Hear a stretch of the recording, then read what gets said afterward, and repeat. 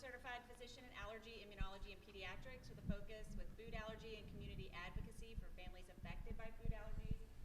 Walsh received his doctorate from Robert Wood Johnson Medical School and completed his residency in pediatric medicine at Keesler.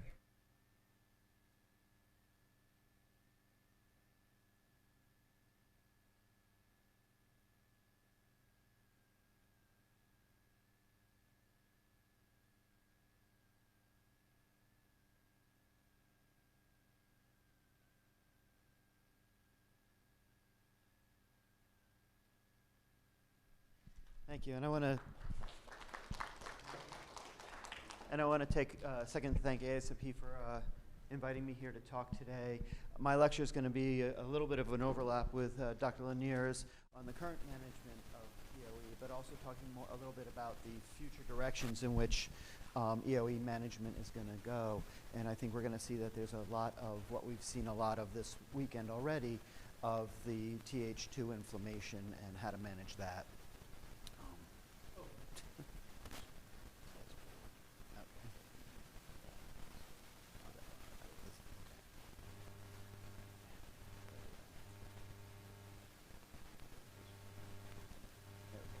First of all, I have no disclosures to admit to. Okay. Oh, this was not supposed to happen this way. Okay, so currently the treatment options for eosinophilic esophagitis, you're all pretty familiar with these. We have the proton pump inhibitors that Dr. Lanier talked pretty much about, the swallowed topical corticosteroids, food elimination diets, esophageal dilatation, which some patients elect for, and then finally the biologics. Proton pump inhibitors, this is a little bit of repeat. They have an anti-inflammatory nature to them, which is where they do most of their benefit in EoE. What I found is that if you look at EoE and compare it to the pathophysiology of atopic dermatitis, they're very similar.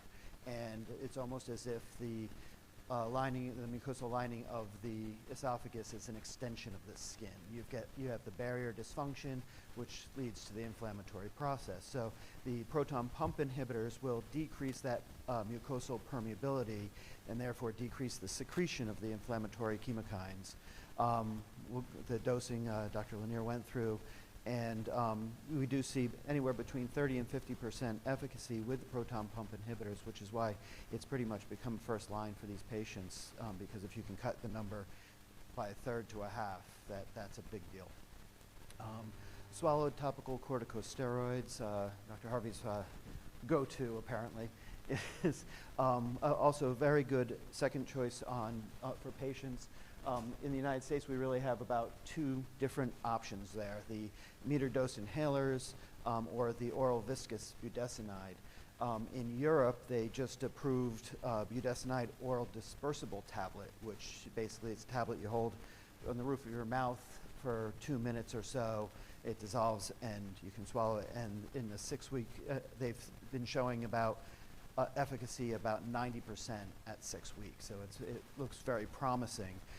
It's not available here in the United States yet, but it is there are 2 phase 3 studies in progress for it.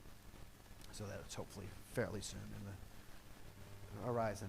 Now, food elimination diets, if you thought a 6-food elimination diet was torture, initially they started with total elimination diets where they would put patients on amino acid formulas for 6 weeks, repeat the biopsies. If they had remission, then they would start introducing the foods a little bit at a time with repeat biopsies. And yeah, I wouldn't wish that on anybody. Dr. Spergel went on to the 6-food elimination diet, the common 6 foods, but it's a similar process. After about 6 to 8 weeks, you repeat biopsies, and if they're in remission, now you can start adding foods back in. Now we pretty much go with the step-up diet elimination, where you start with anywhere from 1 to 2 foods. Typically milk and wheat are the ones that we start with because those are the most common to trigger symptoms. Hopefully at that point you can get the 50 plus remission rate with, I think it's up to 65, with just those 2 foods. If not, they need to start eliminating more and more foods. If they have the remission, you can put one of those foods back in and see if you can get improvement.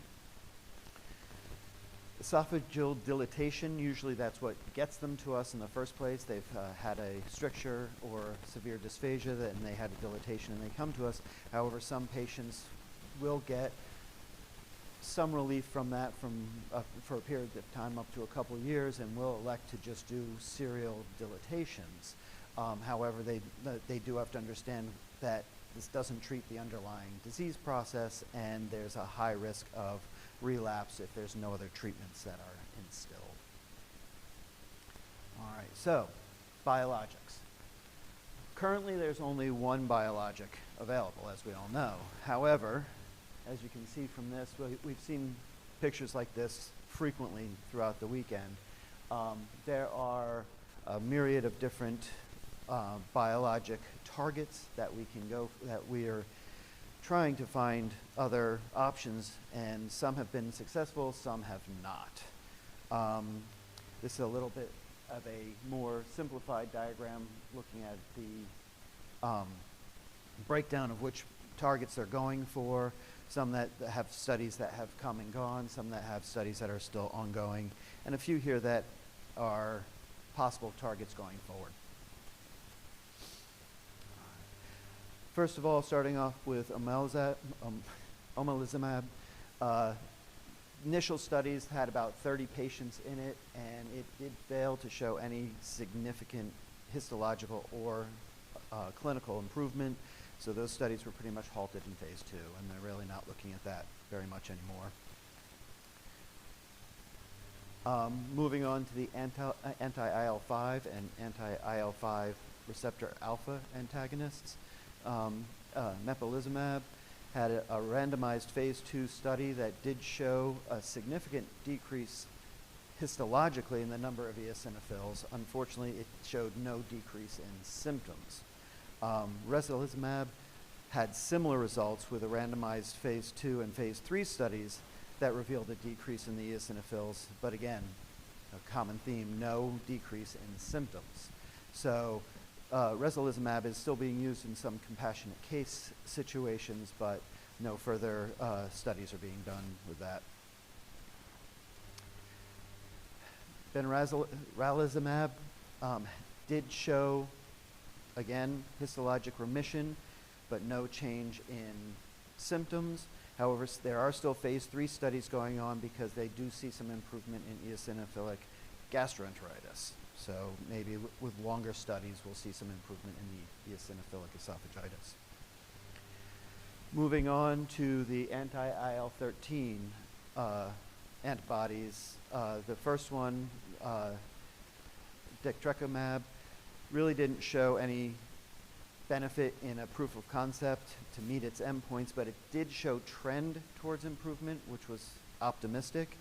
A secondary anti-IL-13, cendakimab, is still in phase 3 studies because it was able to show decrease in both histologic and clinical parameters in a phase 2 study. So we'll see if that one can continue towards the path towards adding another biologic for us. Now, moving on to our anti-IL-4 receptor alpha antibody, dupilumab. That one, as we all know, has been approved by the FDA in May of 22 for the treatment of EoE in 12-year-olds and up. Now, the studies that they did with that showed that when you use it weekly at 300 milligrams, it showed a decrease in the number of eosinophils and clinical symptoms. However, when they tried to extend the study out to every other week, the improvement in clinical symptoms wasn't seen. The eosinophil count was still low, but the clinical improvement wasn't. So that's why it was only approved for weekly use. There are current phase 3 studies to see if we can get it down between 1 and 11-year-olds. At 16 weeks, they found that, again, improvement in histologic results where there's a decrease in eosinophils, but they're still not showing clinical improvement, but the studies are ongoing. Hopefully with more time we'll see better improvement. Anti-TNF alpha antibodies, infliximab.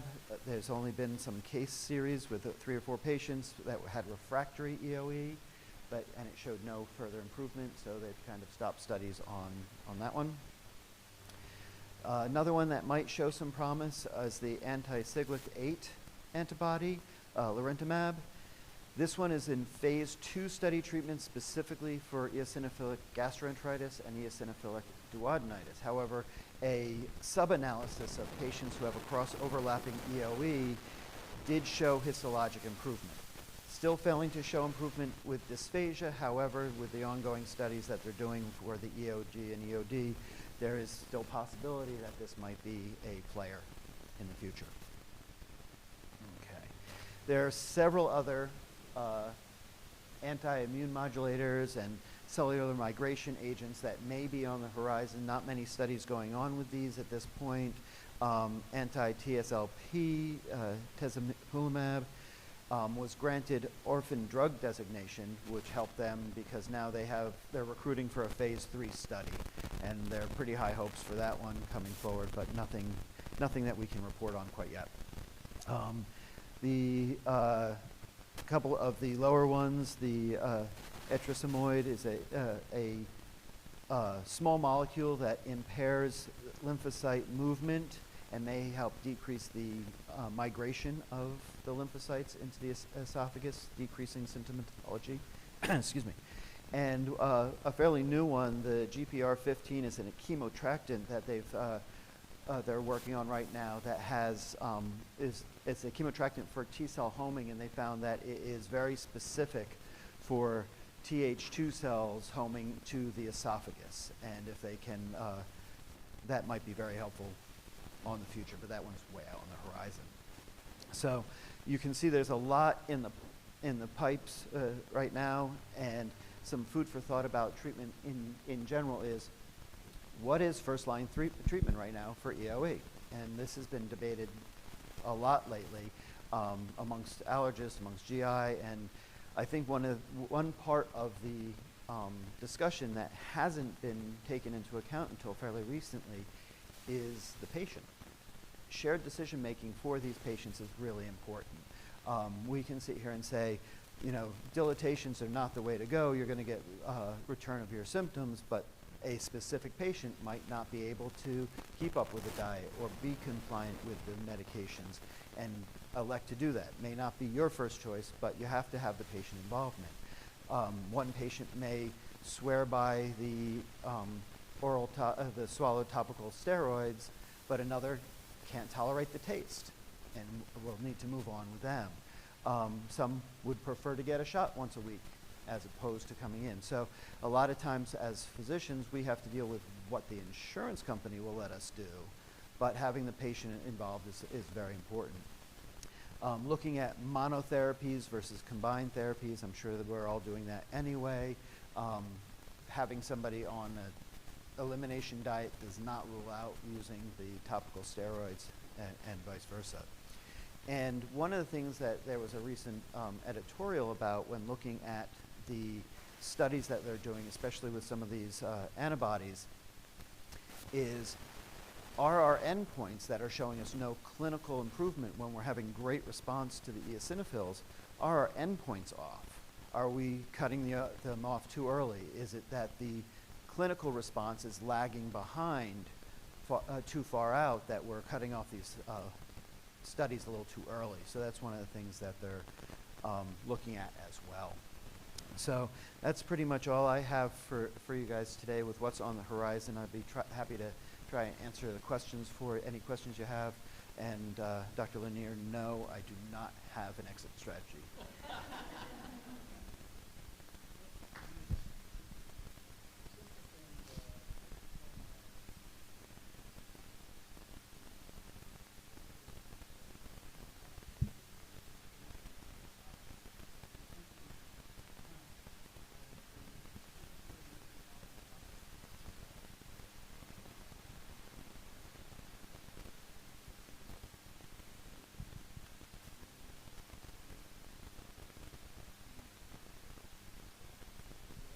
Some of the smaller molecules and whatnot with the migration and whatnot, I think when we're starting to see those where because if the T helper cells are not migrating to the esophagus, there might not be that cell.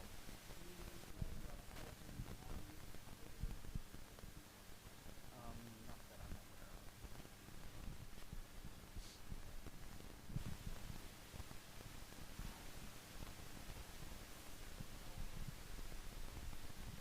Typically what they recommend is 6 to 8 weeks on whatever stage you're at, and then which is why with the food elimination diets it can be quite difficult, especially in kids, trying to get them every 6 to 8 weeks to have biopsy done.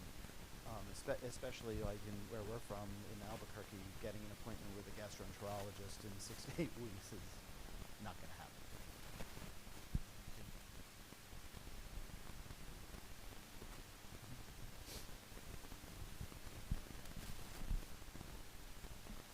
Absolutely, absolutely. Everything that I've seen says that food testing is not a great predictor of what foods are triggering their symptoms. And when they compare empiric food elimination with wheat and milk, they have the same, if not better, results than pinpoint elimination.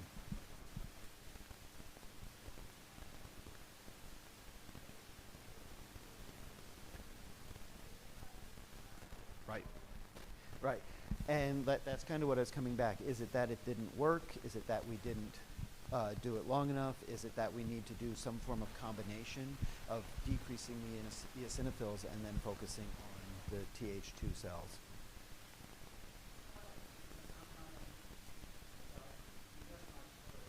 Mm-hmm.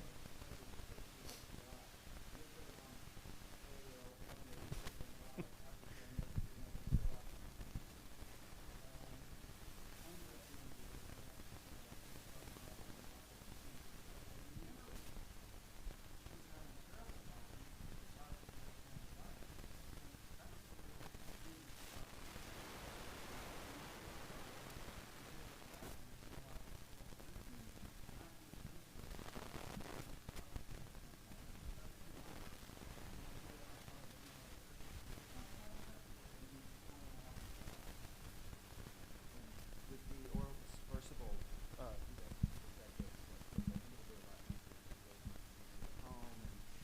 I didn't see what the rate of candidiasis is with the oral dispersible. About how long it's going to be. Did,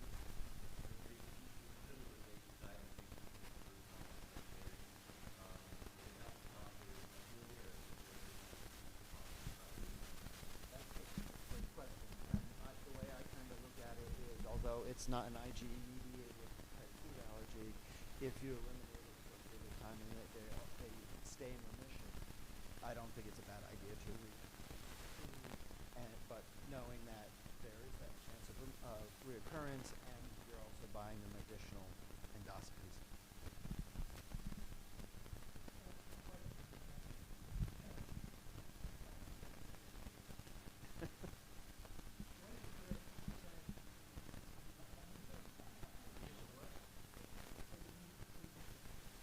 I don't use it, so I don't have to I put that in there because I had the Dutch store slide. Oh, okay.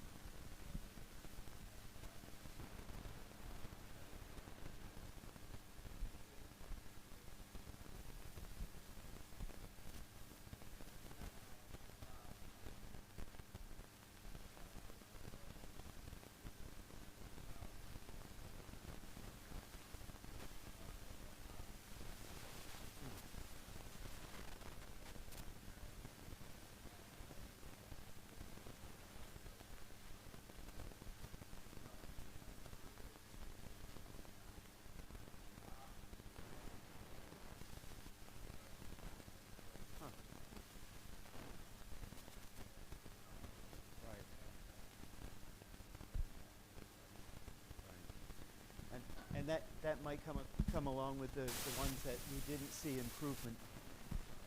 That might also go along with the patients that we didn't see improvement with the other antibody treatment. Again, maybe it's not, they weren't on it long enough, maybe they need different dosing schedules.